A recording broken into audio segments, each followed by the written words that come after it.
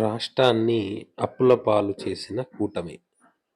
వైఎస్ఆర్సీపీ హయాంలో రూ. 14 లక్షల కోట్లంటూ తప్పుడు ప్రచారం. టీడీపీ కూటమి వచ్చాక అప్పులే అప్పులు. ఇప్పటి వరకు 1,12,750 కోట్ల అప్పులు చేసిన కూటమి సర్కారు. జూన్ నెలలో 6,000 కోట్లు, జూలైలో 10,000 కోట్లు, ఆగస్టు 1,000 కోట్లు, సెప్టెంబర్ 4,000 కోట్లు, అక్టోబర్ 6,000 కోట్లు, నవంబర్ 4,000 కోట్లు, డిసెంబర్ 9,000 కోట్లు.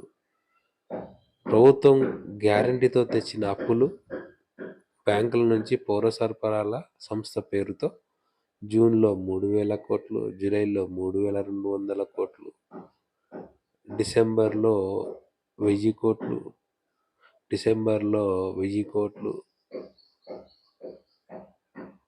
రాజధాని పేరుతో 31,000 కోట్లు. ఇది అండి ఇప్పటి వరకు చేసినటువంటి అప్పులు.